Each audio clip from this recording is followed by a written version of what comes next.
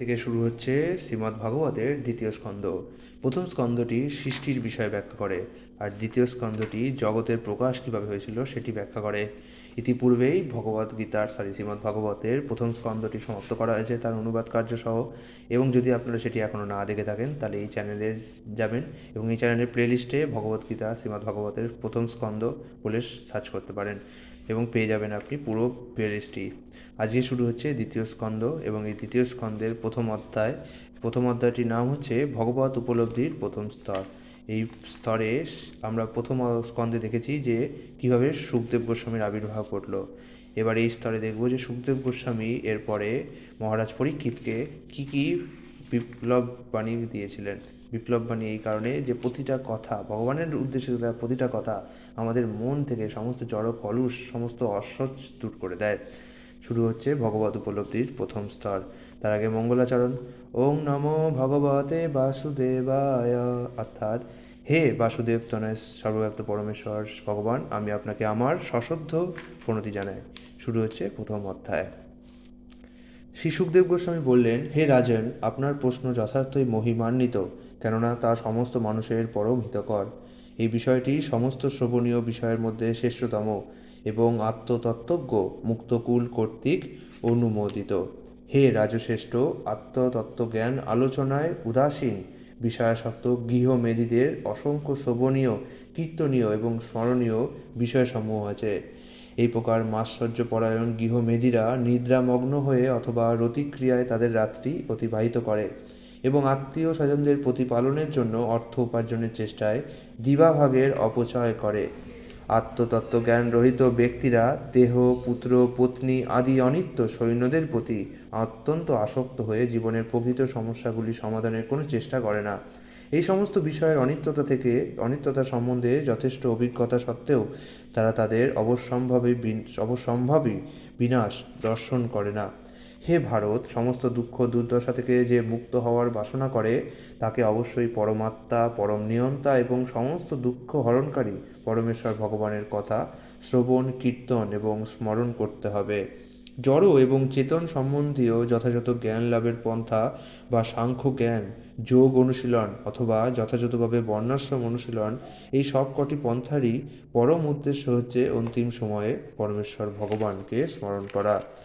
হে মহারাজ পরীক্ষিত, সব রকম বিধিনিষেধের অতীত সর্বশ্রেষ্ঠ মুনিগণ ভগবানের মহিমা কীর্তন করার মাধ্যমে অপ্রাকৃত আনন্দ আস্বাদন করেন।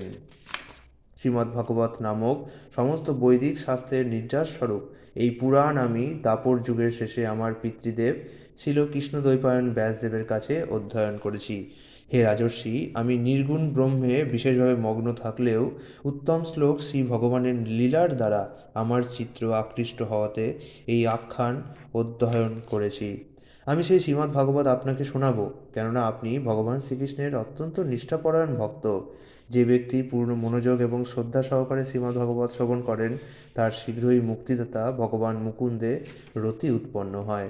হে রাজন, মহান আচার্যদের প্রদর্শিত পন্থা অনুসরণ করে নিরন্তর ভগবানের পবিত্র নাম কীর্তন করা সকলের জন্য সিদ্ধি লাভের নিশ্চিত তথা নির্ভীক মার্গ।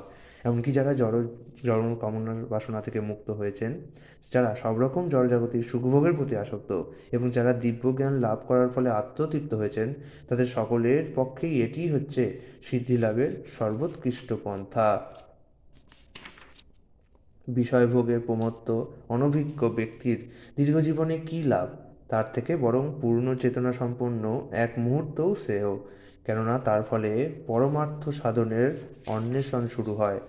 রাজর্ষি খট্টাঙ্গ যখন জানতে পারলেন যে তার আয়ুর আর এক মুহূর্ত মাত্র অবশিষ্ট আছে, তিনি তৎক্ষণাৎ সমস্ত জড়জাগতিক বিষয় পরিত্যাগ করে শ্রীহরির অভয়পদে শরণাগত হয়েছিলেন।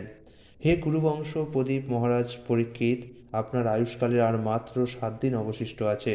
অতএব এই সময়ের মধ্যেই আপনার পারলৌকিক উদ্দেশ্য সাধন করুন। জীবনের অন্তিম সময়ে মৃত্যু ভয়ে ভীত না হয়ে অনাসক্তিরূপ অস্ত্রের দ্বারা দেহ ও দেহের সম্পর্কিত সমস্ত বন্ধন ছেদন করা উচিত। গৃহ থেকে নিষ্ক্রান্ত হয়ে আত্মসংযম অনুশীলন করা মানুষের কর্তব্য। কোনো তীর্থস্থানে নিয়মিতভাবে স্নান করে তিনি যথাযথভাবে পবিত্র হবেন এবং নির্জন স্থানে আসন রচনা করে তাতে উপবেশন করবেন। এইভাবে উপবেশন করে 3টি চিন্ময় অক্ষর ওম দ্বারা রচিত বীজ মন্ত্র মনে মনে আবৃত্তি করবেন এবং শ্বাস প্রশ্বাসের ক্রিয়া নিয়ন্ত্রণ করে মনকে বশীভূত করবেন, যাতে কখনও চিন্ময় বীজটির বিস্মরণ না হয়। মন যখন ধীরে ধীরে চিন্ময়ত্ব লাভ করে তখন ইন্দ্রিয়ের বিষয়সমূহ থেকে তাকে সংবরণ করা হয় এবং বুদ্ধির সাহায্যে ইন্দ্রিয়গুলিকে দমন করা হয়। মন স্বভাবতই বিষয় চিন্তায় মগ্ন থাকে, তাই মনকে নিগ্রহ করার সর্বশ্রেষ্ঠ পন্থা হচ্ছে পরমেশ্বর ভগবানের সেবায় নিযুক্ত হওয়ার মাধ্যমে পূর্ণরূপে দিব্য চেতনায় মগ্ন হওয়া। তারপর শ্রী বিষ্ণুর পূর্ণ শরীরের ধারণা থেকে বিচ্যুত না হয়ে একে একে তার অঙ্গ প্রত্যঙ্গের ধ্যান করবে। তার ফলে মন ইন্দ্রিয়ের বিষয় থেকে মুক্ত হবে, অন্য কোনো কিছু চিন্তা করবে না। কেননা পরমেশ্বর ভগবান শ্রীবিষ্ণু হচ্ছে পরম সত্য, অতএব তাতেই কেবল মন সম্পূর্ণরূপে প্রসন্নতা লাভ করে। মন সর্বদাই রজগুণের দ্বারা বিক্ষিপ্ত এবং তমগুণের দ্বারা বিভ্রান্ত হয়, কিন্তু শ্রীবিষ্ণু সম্বন্ধীয় ধারণার দ্বারা মনের এই বিরুদ্ধ প্রবৃত্তিগুলি সংশোধন করা কর্তব্য। কেননা শ্রীবিষ্ণুর ধারণাই রজ ও তমগুণ প্রসূত সমস্ত মল অপনোদন করতে পারে। হে রাজন, এই প্রকার স্মরণের দ্বারা এবং সর্বমঙ্গলময় ভগবানের সবিশেষ রূপ দর্শনের অভ্যাস করার ফলে অচিরেই সাক্ষাৎ ভগবানের আশ্রয় লাভ করে তার প্রেমময়ী সেবায় যুক্ত হওয়া যায়।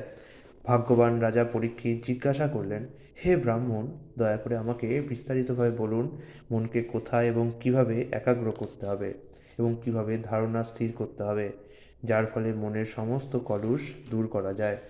সুখদেব গোস্বামী উত্তর দিলেন, আসন নিয়মাদির দ্বারা জিতাসন, প্রাণায়াম দ্বারা জিতশ্বাস, জিতেন্দ্রিয় ও সঙ্গরহিত হয়ে প্রথমে বুদ্ধিযোগে ভগবানের স্থূল রূপে অর্থাৎ বিরাট নামক রূপে মনকে নিযুক্ত করতে হবে।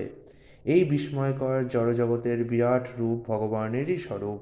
ভূত, ভবিষ্যৎ এবং বর্তমান কাল সমন্বিত এই সমগ্র বিশ্ব তাতেই প্রকাশিত হচ্ছে। ব্রহ্মাণ্ডরূপ বিরাট দেহ সপ্ত আবরণের দ্বারা আবৃত, তার মধ্যবর্তী বিরাট পুরুষই ধারণার আশ্রয়স্বরূপ। তত্ত্বজ্ঞ ব্যক্তিরা অধ্যয়ন করেছেন যে পাতাল লোক সেই বিরাট পুরুষের পাদমূল, রসাতল তার পদের অগ্র ও পশ্চাৎভাগ, মহাতল তার পদদ্বয়ের গূর্ভ প্রদেশ এবং তল ও অতল লোক তার জঙ্ঘাদয়। সুতল সেই বিশ্বমূর্তি বিরাট পুরুষের জানুদয় এবং বিতল ও অতল তার উরুদয়, মহিতল তার জঘন দেশ, নভস্থল বা ভুবলোক তার নাভি সরোবর, স্বর্গলোক তার বক্ষস্থল, মহরলোক তার গ্রীবা, জ্ঞানলোক তার মুখমণ্ডল, তপলোক তার ললাট এবং সত্যলোক সেই সহস্র শীর্ষ বিরাট পুরুষের শিরদেশ। ইন্দ্রাদি দেবতারা বিরাট পুরুষের বাহু, দিকসমূহ তার কর্ণ, শব্দ তার কর্ণপুট, অশ্বিনী কুমার দ্বয় সেই পরম পুরুষের দুটি নাসারন্ধ্র, দীপ্ত অনল তার মুখ, আকাশ তার নেত্রগোলক, সূর্য তার নেত্র, দিন এবং রাত্রি তার দুটি নেত্র পত্র, ব্রহ্মপদ তার ভ্রুভঙ্গি, জলের নিয়ন্ত্রণকর্তা বরুণ তার তালুদেশ এবং রস তার জিহা। কথিত হয় যে বেদসমূহ সেই বিরাট অনন্ত পুরুষের ব্রহ্মরন্ধ্র। মৃত্যুর দেবতা যমরাজ হচ্ছেন তার দংষ্টা, স্নেহকলা হচ্ছে তার দন্তপংক্তি এবং অত্যন্ত আকর্ষণীয় মায়াশক্তি তার হাস্য, অপার সংসার সমুদ্র তার কটাক্ষপাত, লজ্জা তার উপরের ওষ্ঠ, লোভ তার অধর, ধর্ম তার স্তন, অধর্ম তার পৃষ্ঠদেশ, প্রজাপতি তার শিশ্ন, মিত্রাবরুণ তার অন্ডকোষদ্বয়, সমুদ্র সকল তার কুক্ষি এবং পর্বতসমূহ তার অস্থিরাজি। হে রাজন, নদীসমূহ সেই বিশ্বতনু বিরাট পুরুষের নারী, বৃক্ষসমূহ তার রোম, অনন্ত বিক্রম বায়ু তার নিঃশ্বাস, কাল তার গমন এবং প্রকৃতি তিন গুণের প্রতিক্রিয়া হচ্ছে তার দিব্য কার্যকলাপ। হে কুরুশ্রেষ্ঠ, জলবায়ু মেঘ হচ্ছে তার কেশদাম, সন্ধ্যা তার বসন, জগৎ সৃষ্টির প্রধান কারণ হচ্ছে তার বুদ্ধি এবং সমস্ত বিকারের আশ্রয়স্বরূপ চন্দ্রমা হচ্ছে তার মন। অভিজ্ঞ ব্যক্তিরা বলেন যে মহত্তত্ত্ব সেই সর্বব্যাপ্ত বিরাট পুরুষের চেতনা এবং রুদ্রদেব হচ্ছেন তার অহংকার। অশ্ব, অশ্বতরী, উষ্ট্র, হস্তি প্রভৃতি তার নখ এবং সমস্ত চতুষ্পদ পশু তার কটিদেশ। বিভিন্ন প্রকার পাখিরা তার বিচিত্র শিল্প নৈপুণ্য, মানবজাতির পিতা মনু তার বিচার বুদ্ধির প্রকাশ এবং মানবজাতি তার আবাসস্থল। গন্ধর্ব, বিদ্যাধর, চারণ, অপ্সরা আদি উচ্চতর লোক নিবাসী মানুষেরা তার সঙ্গীতাত্মক স্বরলহরী এবং আসরিক সৈনিকেরা তার শক্তি। ব্রাহ্মণগণ সেই বিরাট পুরুষের মুখ, ক্ষত্রিয়গণ তার বাহু, বৈশ্যগণ তার উরুযুগল, কৃষ্ণবর্ণ শূদ্রগণ তার পদাশ্রিত। সমস্ত পূজনীয় দেবতারাও তার অধস্তন এবং সকলেরই কর্তব্য হচ্ছে উপযুক্ত দ্রব্য সামগ্রীর দ্বারা যজ্ঞ সম্পাদন করার মাধ্যমে সেই ভগবানের সন্তুষ্টি বিধান করা। এই বিরাট বিগ্রহের যে সমস্ত অবয়ব সংস্থান সেসব আমি আপনার কাছে বর্ণনা করলাম। মুক্তিকামী ব্যক্তিরা তাদের বুদ্ধিযোগে ভগবানের উক্ত স্থূল শরীরে তাদের মন একাগ্রী করেন, কেননা এই জড়জগতে তাছাড়া আর কিছু নেই।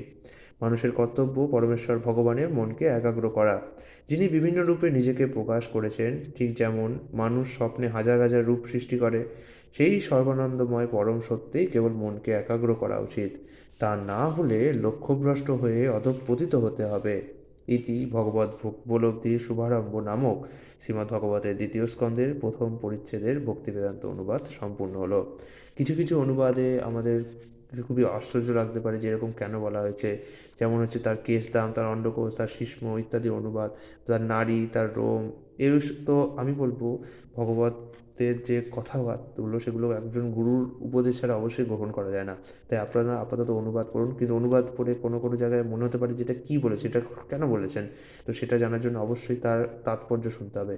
এবং আমি শীঘ্রই এই পুরো ভাগবতমটা শেষ করব, কমপ্লিট করব। সমাপ্ত করার পরে প্রতিটা শ্লোক বাই শ্লোক তাৎপর্য তার শোনাবো। খুব দীর্ঘ একটি কাজ এবং আমাকে এটা তাড়াতাড়ি করতে হবে। হরে কৃষ্ণ।